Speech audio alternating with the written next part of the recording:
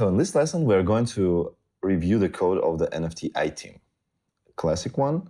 And also, we are going to learn about the soul-bound NFT Item. Just like in the previous lessons, we see that there are certain constants that are showing what is the minimum of coins we should actually store on the contract to be able to pay the rent. Then we see that there is load data, and this load data is a little bit different from what we used to see, because usually we were just reading data from the local storage, but here we have some more complex logic. So we open the cell of the local storage for reading, and then we read out the index and collection address.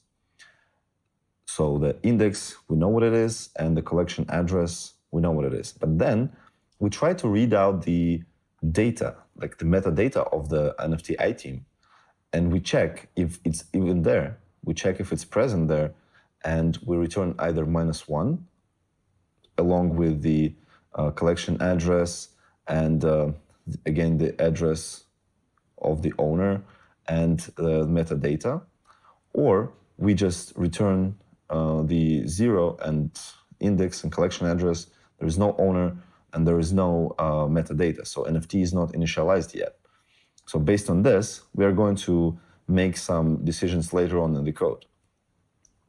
We also see the store data is just regular, like it always was in other contracts that we look into. And here we encapsulate the logic of sending message, so we can use this function in the rest of the logic of our contract. So whenever we want to send a message, we can actually just use this function. So it accepts the destination address, the amount that we should attach, the operation code, the query ID, the possible payload in the builder format this time, and the send mode of the message. This is how we form the logic of sending messages. And another function we have is transfer ownership. Let's look into it later on once we get to it in the receive internal logic, because the receive internal is the most important function here. And let's see what it does. So we ignore the empty in message body messages. Again, we read the flags, we ignore the bounced messages, we check who is the sender, and we skip some things like destination address of the message and stuff, because you already know what is the contents of this cell of the incoming message. And here we have reading this forward fee again to estimate how much it will cost to send the next transaction based on the previous transaction. Then we load data, and as you remember, we actually load the data in the same way like implemented here. So we check that if it's not initialized, then we would expect to actually get this data. We would expect the in-message body to have the address of the owner and the cell with metadata. So, but this could be done only by collection address. So we check that collection address is equal to sender address. So we would actually initialize this this NFT item then. So next we have the operation code that would be possible to be operate transfer code or get static data code. These are the two possible values that we are going to handle. And now we are going to go to the transfer ownership. But when we say get static data, so what we do, we just immediately send a message to the one who just sent the message with the request for the static data. And we are going to just report this data. So we are going to send him the index and the collection address. So this is like get static data functionality. As you see that this is the first use case of send message. And then for the transferring ownership, we have a function here that is going to first check that the owner address of the item currently is the one who is sending the message, because only he can transfer ownership. Then we read out the address of the new owner. We force chain to make sure that it's on the same chain. We check if there is a response destination. So if we should tell someone, send a message to someone once we transfer this ownership. We check what is the forward amount, if it's even requested. And then we figure out that we will have enough money after we send this forward amount to destination and we figure out if the need response, like if the response is even needed, if the response destination is actually present. And if it's present, if the rest amount must be bigger than 0. So you have some comments here, but I'm going to show you just briefly the logic of how it works.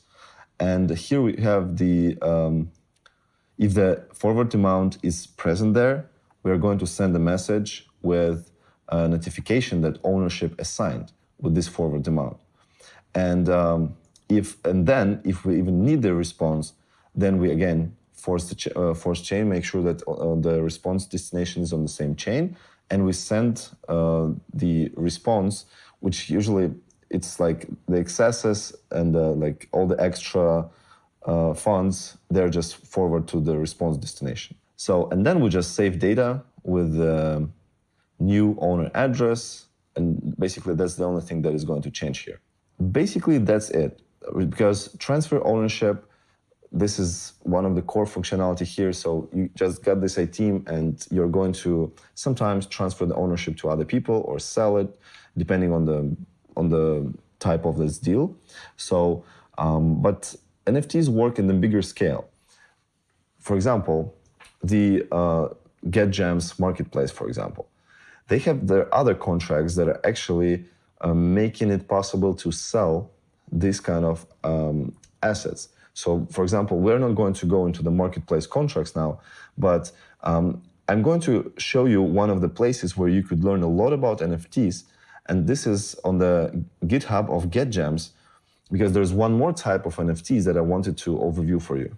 So here we see the repository of GetGems that is hosting a number of different contracts of NFTs, collections, sale and marketplace, and some auctions. So this is a good place to learn more about the contracts that are related to the NFT collections and items and whatever is surrounding them. But I wanted to show you one contract that we could a little bit dig into.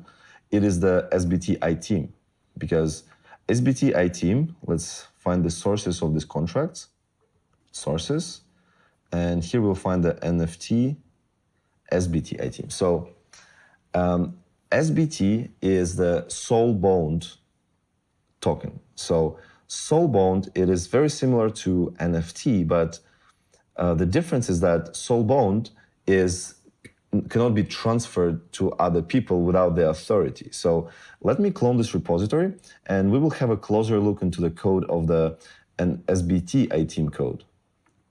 I'm going to clone it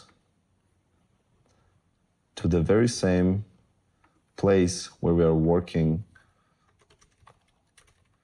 in the last few chapters, and it is called NFT contracts now.